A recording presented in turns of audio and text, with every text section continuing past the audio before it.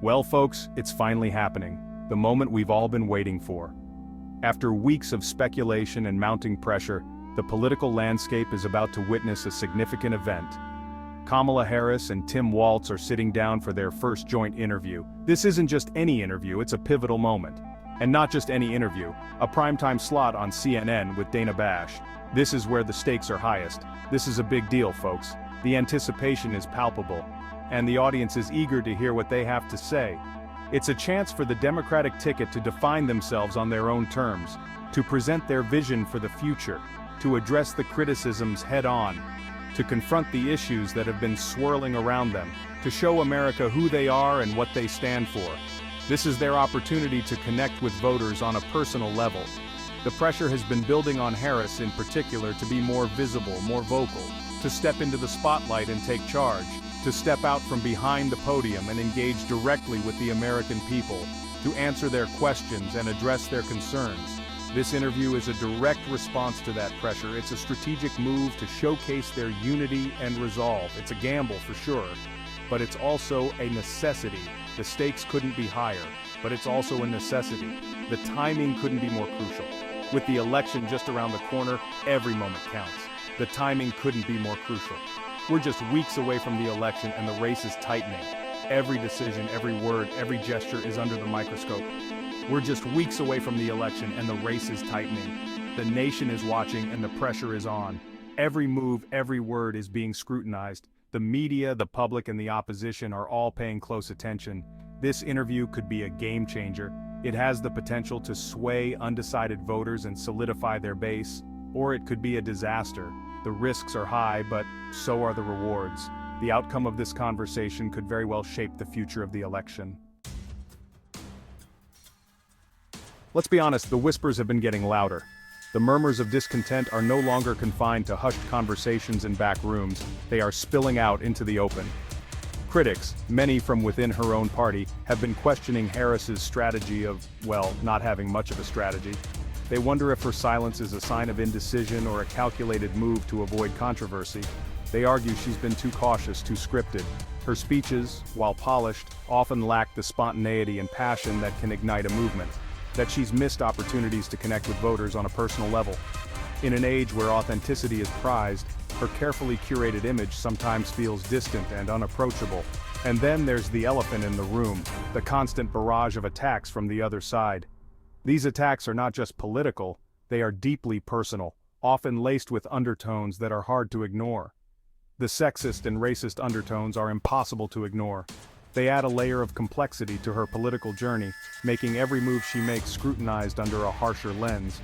It's a tightrope walk, no doubt, balancing the expectations of her supporters, the criticisms of her detractors, and the ever-present media spotlight is no easy feat. But the question remains, has Harris been too careful, too calculated in her approach? Has her desire to avoid missteps led to a lack of bold, decisive action? Her supporters argue she's just being strategic, that she's choosing her battles wisely.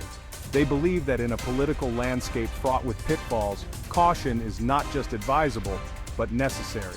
They point to her record of accomplishment, her sharp intellect, and her ability to command a room.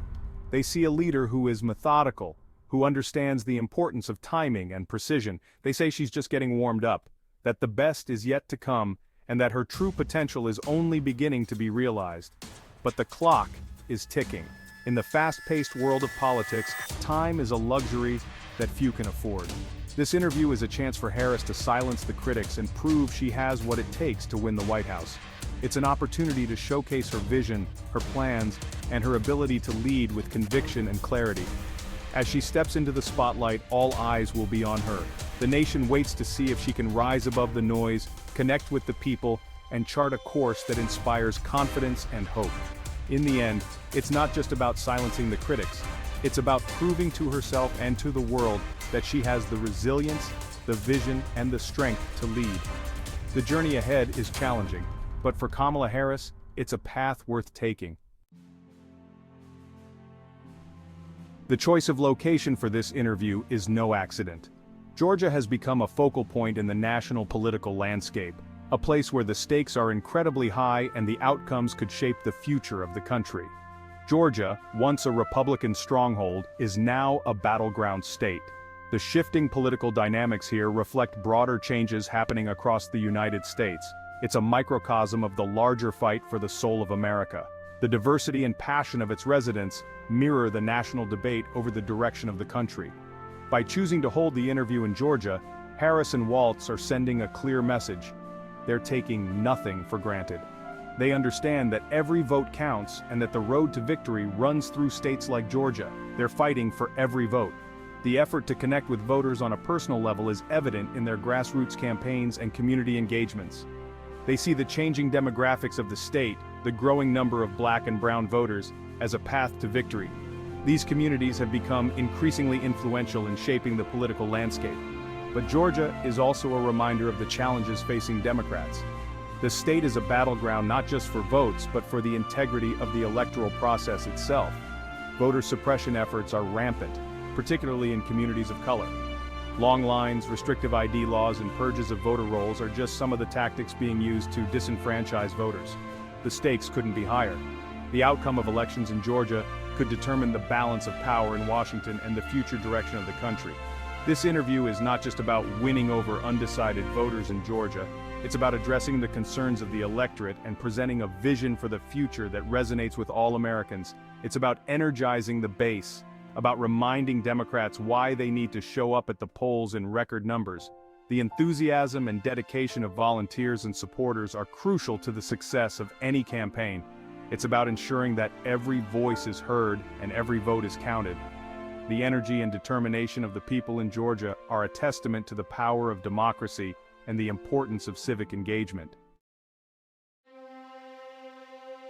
Let's be blunt, this interview could be make or break for the Harris-Walz campaign.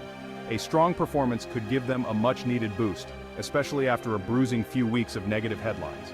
But a misstep, a gaffe, a moment of uncertainty could be amplified and replayed endlessly by their opponents. The pressure is on. The American people are looking for leadership, for someone to trust in these uncertain times. They want to see competence, empathy, and a clear vision for the future.